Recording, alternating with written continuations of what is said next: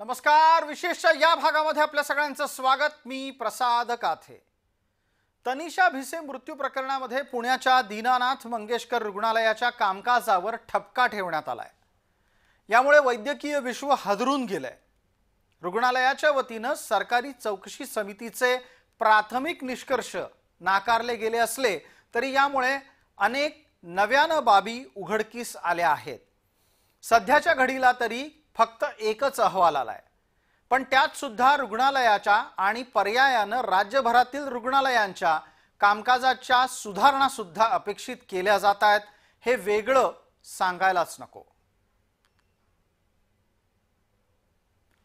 शासनाच्या चौकशी समितीचा पहिला अहवाल मंगेशकर रुग्णालयाच्या विरोधात गेलाय. भिसे प्रकरणातील रुग्णालयाच्या कामकाजाच्या या अहवालात ज्या गोष्टी मांडण्यात आलेल्या आहेत त्या पहा. तनिषा भिसे मृत्यू प्रकरण अहवाल काय सांगतो हे लक्षात घ्यायला लागेल. भिसेच्या मृत्यूची चौकशी 3 विभाग करतायत. हे 3ही विभाग राज्य सरकारशी निगडीत आहेत. आरोग्य विभागाच्या प्राथमिक चौकशीचा अहवाल सध्या सादर करण्यात आला आहे. या व्यतिरिक्त धर्मादाय आयुक्त आणि माता मृत्यू अन्वेषण अहवाल येणं अद्याप बाकी आहे. आरोग्य विभागाच्या अहवालामध्ये मंगेशकर रुग्णालय दोषी ठरवण्यात आलं आहे. डॉक्टर सुश्रुत घैसास यांच्याबरोबरच डॉक्टर रुचिका कांबळे, श्रीमती रसिका सावंत यांनी तनिषाची तपासणी केली होती. डॉक्टर शिल्पा कलानी यांनी गरोदरपणातील गुंतागुंत आणि उपचाराच्या खर्चाची माहिती तनिषाला दिली होती. नातेवाईकांनी रुग्णालयात रुग्ण दाखल करून घेण्याचा आग्रह धरला. पैशाची सोय करतोय असं भिसे कुटुंबीय म्हणाले. धर्मदाय रुग्णालयानं तातडीनं रुग्णाला दाखल करणं गरजेचं होतं अशी अपेक्षा अहवाल व्यक्त करतो. मात्र तसं झालेलं नाही हे सुद्धा अहवालानं नमूद केलेलं आहे. डॉक्टर धनंजय केळकर यांनी या प्रकरणात काय वक्तव्य केलंय ते पहा. शासनाने त्याच्याकरता मॅटर्नल मॉर्टॅलिटी म्हणून काल कॉर्पोरेशनमध्ये की आईच्या मृत्यूला जबाबदार कोण अशी मीटिंग कालच कॉर्पोरेशनमध्ये झाली. आपल्याला तिथून त्याचा अहवाल मिळेल. म्हणजे मी म्हणण्यापेक्षा डायरेक्ट शासनानेच म्हणणं जास्त चांगलं आहे. याच्या मृत्यूशी याचा कोणाचा काही संबंध नाही. दरम्यान या संपूर्ण प्रकरणामध्ये कळीचा मुद्दा ठरला तो म्हणजे तनिषानं रुग्णालयात पोहोचल्यानंतर वाट पाहणं.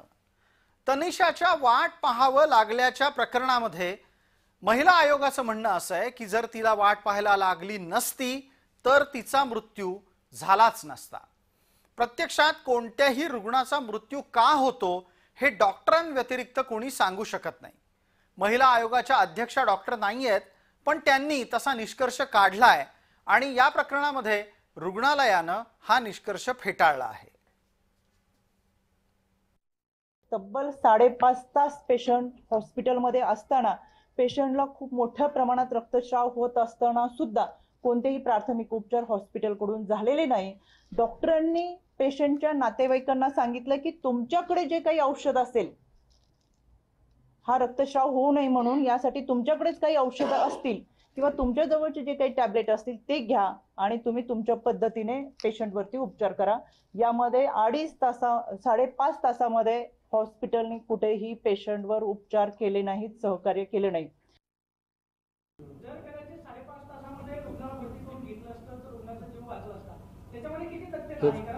ह्याच्यात तथ्य नाहीये. म्हणूनच मॅटर्नल मॉर्टॅलिटी कमिटीची मीटिंग काल कॉर्पोरेशनला झाली. या प्रकरणातला एक आणखी आक्षेप हा मंगेशकर रुग्णालयाबाबत असा होता की मंगेशकर रुग्णालय यानं पुणे महानगरपालिकेचा कर चुकवलेला आहे.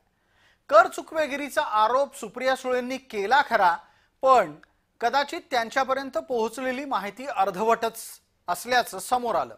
कारण गेल्या अनेक वर्षांपासून पुणे महानगरपालिका आणि दीनानाथ मंगेशकर रुग्णालय यांच्यामध्ये न्यायालयात वाद सुरू आहे आणि तो कर वसुली पद्धतीचा आहे.